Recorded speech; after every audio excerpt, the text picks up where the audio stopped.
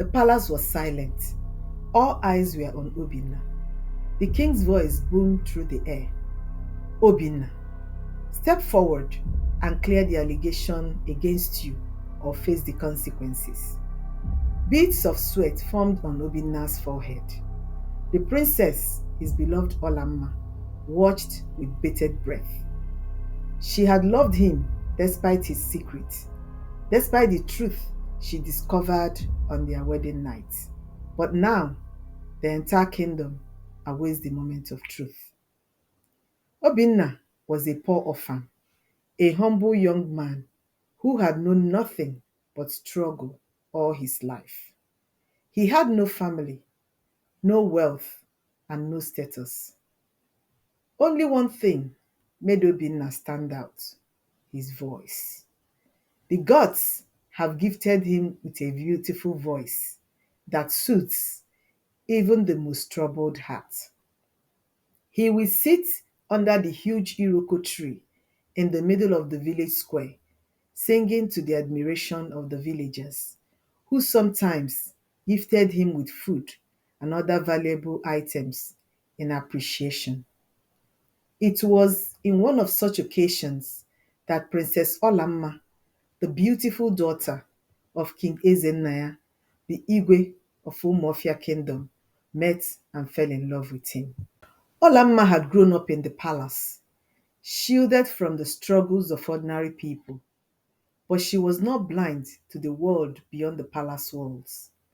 She has had her own fair share of pain, having lost her mother at a very tender age.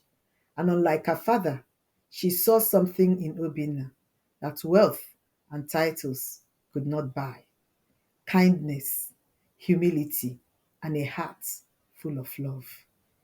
She could feel the pains in Obinna's voice whenever he sings, and this drew her close to him. One day, Olamma approached Obinna and asked him why he always sings at the village square. I love singing. It's like the essence of my existence.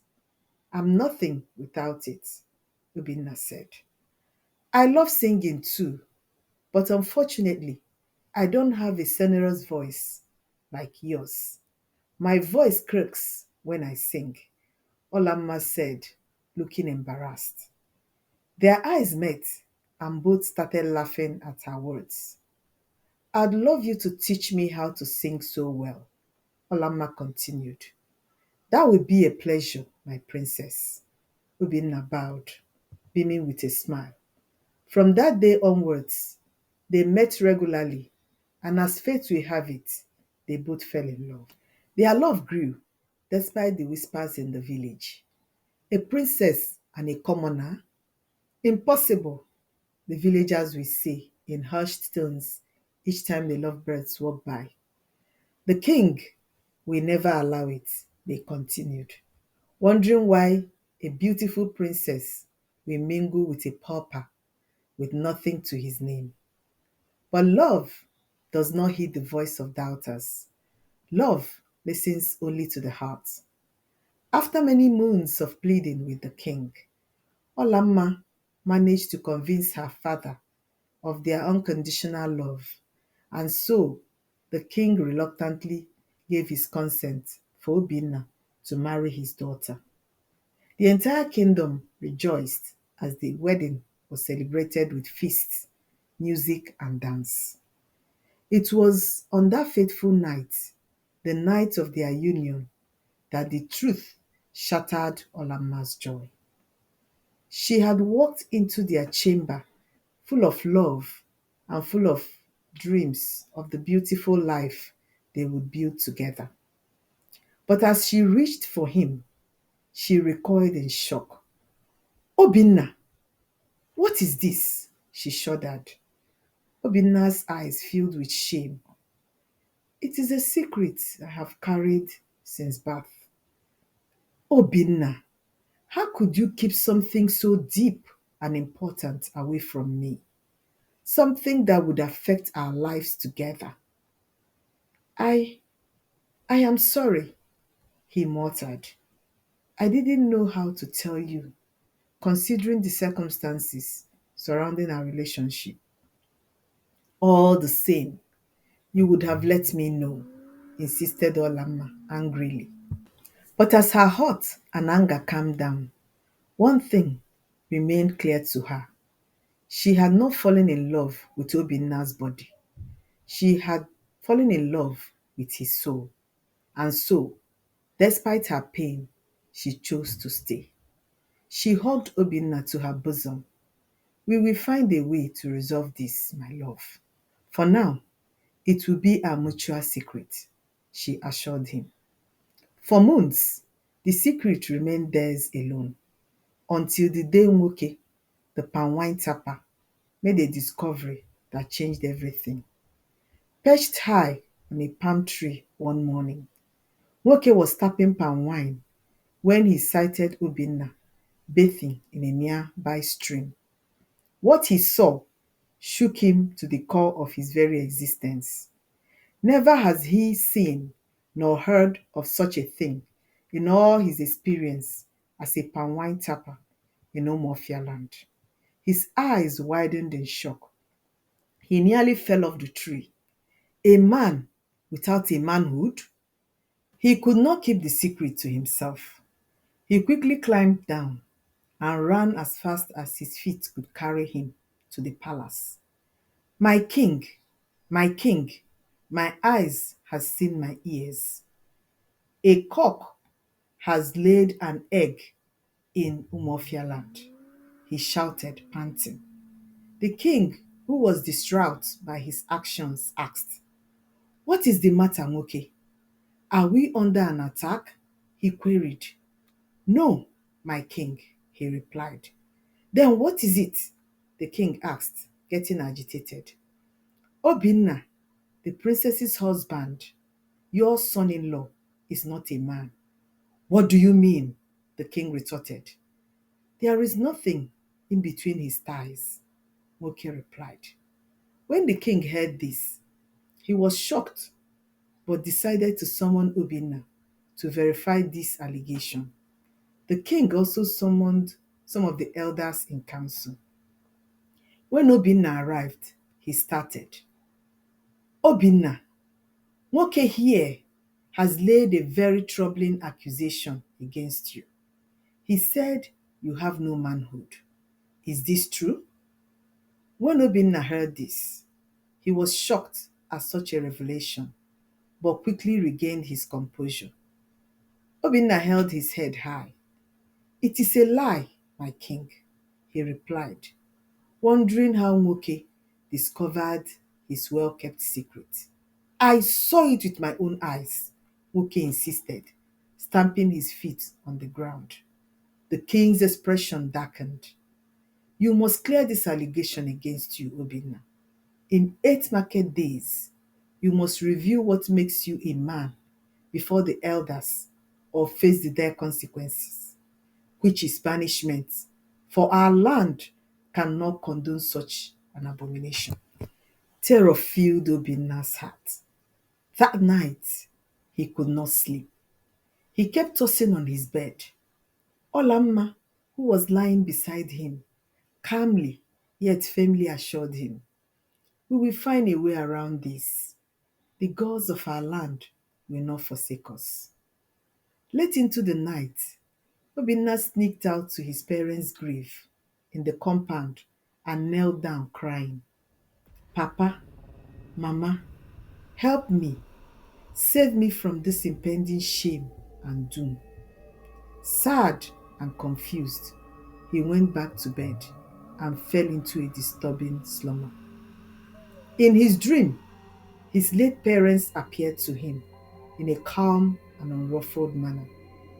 My son, his father's voice echoed, your manhood was withheld at birth by your chi, your guardian from Chukwu. We tried to solve this problem while alive, but couldn't succeed. You must journey to the spirit world to reclaim it. His mother's voice was soft but firm. You must prepare for this journey in 4 market days. On the said day, get an ogirisi leaf and place it on your forehead when going to bed.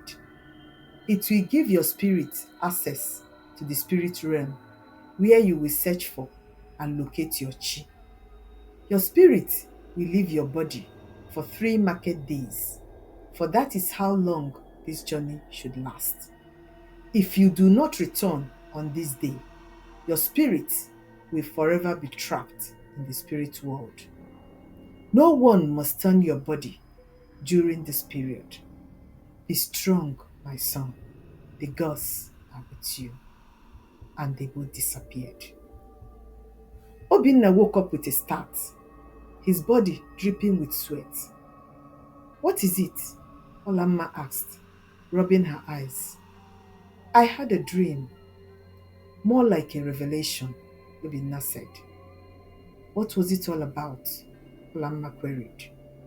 Obinna narrated his dream to Olamma, not leaving any details behind. The gods are wise, she muttered. I know it's a dangerous journey, but I have to embark on it to save my life and honor, Obinna concluded. On the said day, Obinna did as directed by his parents. But before then, he instructed Olamma, his wife, not to turn his body until his spirit returns. He bade his wife goodbye and laid down. That night, his spirit left his body and entered the unknown. The spirit world was nothing like the world he knew. The sky was neither day nor night. Time is measured in flashes of moments and not in moons and seasons like in the human world. The air was thick with whispers from unseen voices. A strange wind howled through the trees, bending them as though they had breath in them. As he walked, eerie laughter echoed around him. From the shadows, mischievous spirits appeared, their faces shifting like smoke. The spirits with the faces like that of a lion, bull, and man surrounded him. Welcome, traveler, the one with the human face cackled. You must be lost. Tell us what you seek. I seek my chi, Obinna said firmly. Ah, but the path is dangerous, whispered the spirit with the face of a bull. Maybe we could help for a price. What's your price? Obinna inquired. Give us your voice, and we will lead you to your chi without stress. The spirit with the lion face demanded. No, never. My voice is my identity. I shall trade it for nothing, Obinna retorted. Then have it your way, growled the spirits. Suddenly, the ground beneath him disappeared, and he plummeted into a pit of darkness. Just as he thought he would be lost forever, a familiar voice called out, Stand, my son. The pit vanished, and before him stood the spirit of his parents. The spirits will try to trick you, his mother warned. They feed on fear and doubt. His father pointed into the distance. To find your chi, follow the river of lost souls. But beware, do not hearken to any familiar voices or try to help anyone as you cross the river. They are not real. Obinna thanked them, stepping onto the wooden bridge across the river. The river of lost souls stretched before him, filled with shadowy figures, reaching out with desperate hands, calling out his name. Obinna, Obinna, save me, I'm drowning. He heard his grandmother's voice. For a moment, he was tempted to look into the river, but then he remembered his grandmother was no more. It must be an apparition, he thought, and continued. As he got to the middle of the river, the water rippled, and a great serpent emerged, its eyes burning like embers. You cannot pass, the serpent hissed. Turn back, mortal. Obinna clenched his fist. I will not, for I have not come this far for nothing. The serpent lunged, but Obinna leapt aside. He pulled one of the woods of the bridge and struck his head. The creature roared and twisted in pain before vanishing into the mist. At last, he arrived at the domain of his chi, a glowing presence that held his fate in his hands. Who seek to disturb me in my restful abode? His chi asked. My name is Obinna, son of Obidike, grandson of Ekwedike, the woodcarver from the lineage of Agbodike. Oh, I know you, the one who was born a male and yet not a man. What do you seek? Speak.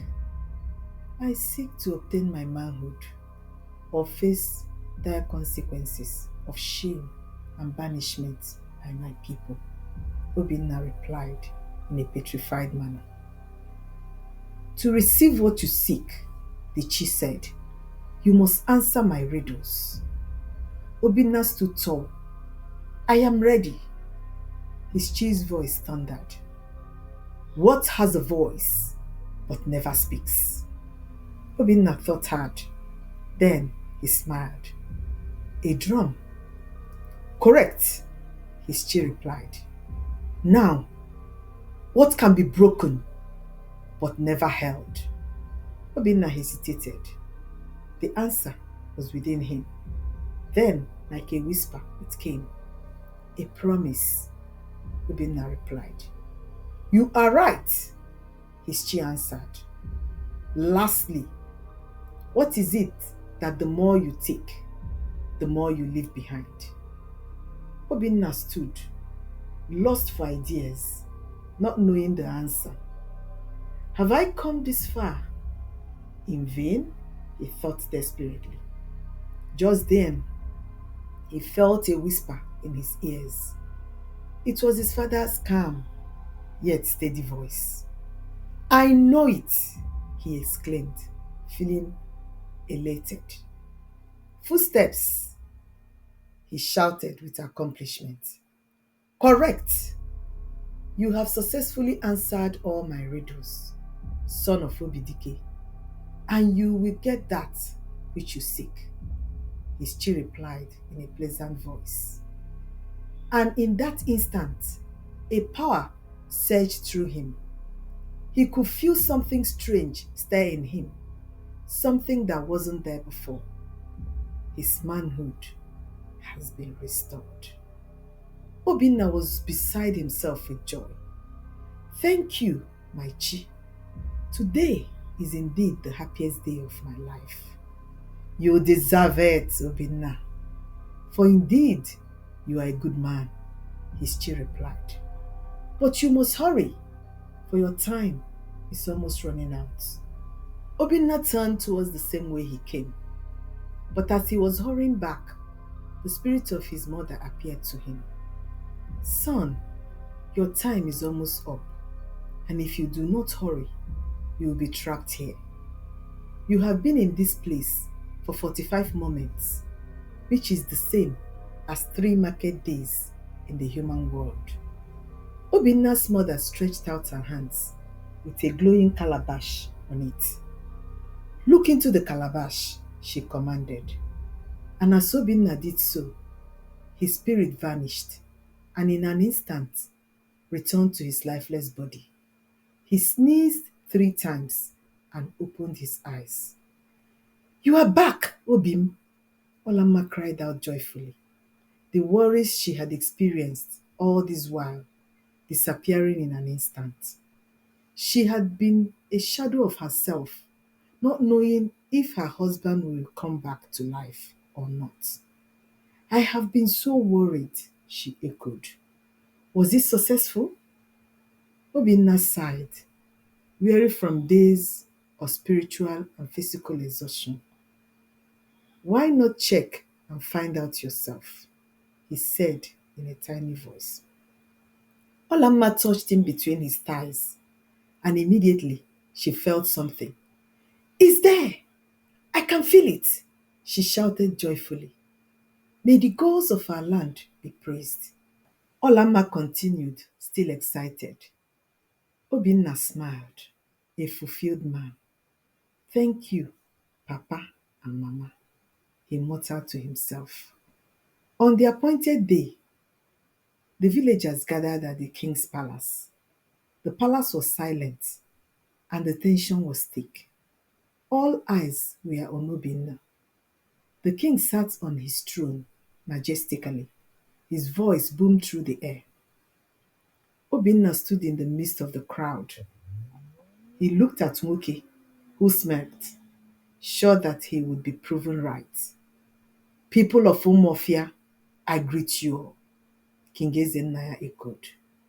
Today marks the end of the 8 market days that was given to Obinna to counter the allegation made against him by Nwoke. Obinna, step forward and clear the allegation against you or face the consequences, the king ordered. Obinna stepped to the center of the palace before the king's throne. Nwoke, standing at a corner in the palace, noticed there was something different since the last time he met Obinna at the palace. He seems relaxed and confident, almost with an air of pride around him. Soon, the cat will be let out of the bag, Nwoke thought, with a smirk still on his face. Nwoke, you and the elders should take Obinna to the hut behind and examine him, he commanded. And so the elders, Nwoke and Obinna, marched into the hut. Once they got in, Nwoke demanded, take off your clothes and show all your shame.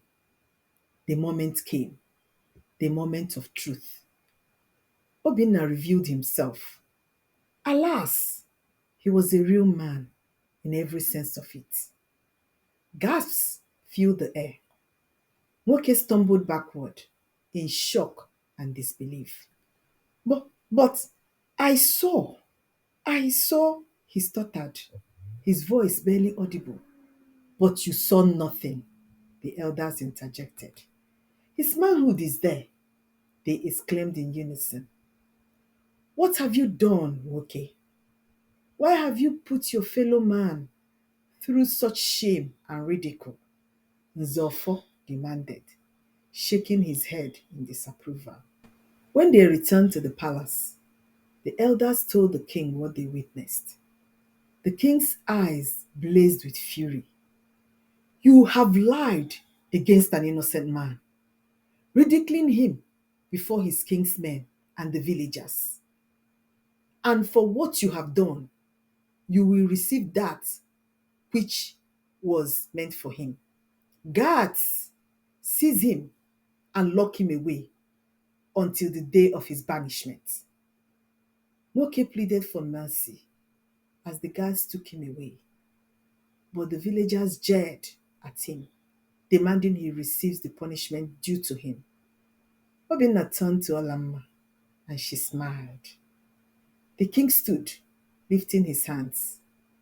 Obinna, you have proven yourself worthy. From the depths of my heart, I bless you and my daughter today.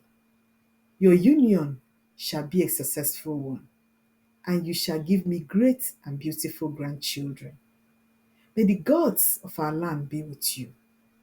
The king organized a special feast where he gifted Obinna and Olamma with wealth and also pronounced Obinna as his successor, since Olamma was his only child.